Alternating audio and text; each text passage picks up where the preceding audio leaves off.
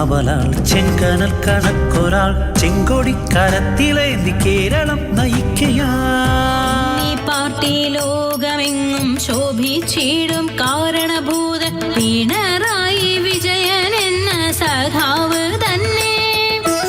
കാരണഭൂതനായ പിണറായി വിജയൻ ചെങ്കനലായി മാറുമ്പോൾ CPM ഏത് കാലത്തേക്കാണ് മടങ്ങിപ്പോകുന്നത്? പഴയ രാജഭരണ കാലത്തേക്കാണോ എന്ന് പ്രവർത്തകർക്ക് പോലും തോന്നിപ്പോവുകയാണ്. രാജസിംഹാസനത്തിൽ രാജാവ് നോക്കിയിരിക്കെ പാടിപ്പുകഴ്ത്തുന്ന കൊട്ടാരം ഗായകരെ കുറിച്ച് നമ്മൾ പുരാണങ്ങളിൽ വായിച്ചിട്ടുണ്ട്. സെക്രട്ടേറിയറ്റിലെ CPM അനുകൂല സംഘടനയായ കേരള സെക്രട്ടേറിയറ്റ് എംപ്ലോയീസ് അസോസിയേഷന്റെ വേദിയാണ് സ്തുതിപാടലിന് വേദിയാകുന്നത്. സംഘടനയുടെ സുവർണ ജൂബിലി മന്ദിരം ഉദ്ഘാടനം ചെയ്യാൻ നാളെ മുഖ്യമന്ത്രി എത്തുമ്പോൾ സ്തുതിഗീതം ആലപിക്കും. അസോസിയേഷൻ നേതൃത്വത്തിന്റെ ആശയമാണിത്. ധനകാര്യ വകുപ്പിലെ ജീവനക്കാരൻ വരികൾ ചിട്ടപ്പെടുത്തി. വേദിയിൽ മുഖ്യമന്ത്രി ഇരിക്കുമ്പോൾ 100 ജീവനക്കാർ നിരന്നുനിന്ന് ഈ സ്തുതിഗീതം പാടിപ്പുകഴ്ത്തും. തൊഴിലാളികൾക്കു ഇരുളടഞ്ഞ പാതയിൽ ജ്വലിച്ച സൂര്യനായിടും. ഇരുളടഞ്ഞ പാതയിൽ ജ്വലിക്കുന്ന സൂര്യനാണെന്ന് പ്രകീർത്തിക്കുന്ന ഗാനത്തിൽ പിണറായി ചെമ്പടയുടെ കാവലാളാണെന്നും ചെങ്കനലാണെന്നും വാനോളം പുകഴ്ത്തുന്നുണ്ട്. ഇരുളടഞ്ഞ കാലത്ത് കൈവിളക്കുമായി ജ്വലിച്ചു നിന്ന കാവലാളാണെന്നൊക്കെ പുകഴ്ത്തുന്നത് CPM അനുകൂല ജീവനക്കാർ മാത്രമുള്ള വേദിയിലാണ്. അതുകൊണ്ട് തന്നെ മുഖ്യനെ സന്തോഷിപ്പിക്കുക മാത്രമാണ് സ്തുതിഗീതത്തിന്റെ ഉദ്ദേശം. കമ്മ്യൂണിസ്റ്റ് ആശയത്തിൽ വ്യക്തിപൂജ അംഗീകരിക്കുന്നില്ല.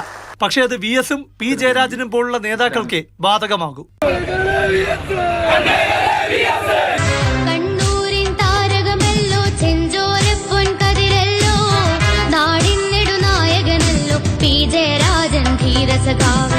വ്യക്തിപൂജയൊന്നും പാർട്ടിയുടെ നെടുന്തൂണായ പിണറായി വിജയന് ബാധകമാണെന്ന് CPM-കാർക്ക് തന്നെ തോന്നുന്നില്ല. അല്ലെങ്കിൽ കാരണഭൂതൻ പുകഴ്ത്തലിന് ശേഷം ചെങ്കനൽ ഗാനം ഉണ്ടാകില്ലായിരുന്നു.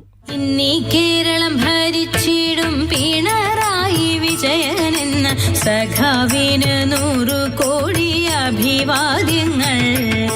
മുഖ്യമന്ത്രി ഇരിക്കുന്ന വേദിയിൽ തന്നെ മന്ത്രിമാരും നേതാക്കളും ഇങ്ങനെ വീരഗാഥകൾ മുഴക്കില്ലായിരുന്നു. പരിശുദ്ധമായ ഒരു രാഷ്ട്രീയത്തിന്റെ കറപുരളാത്ത ഒരു കൈയുടെ ഉടമയാണ് കേരളത്തിന്റെ മുഖ്യമന്ത്രി.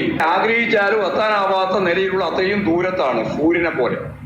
ദൈവം കേരളത്തിന് നൽകിയ വരദാനമാണ് ഈ പിണറായി വിജയൻ എന്നാണ് സൂചിപ്പിച്ചത്.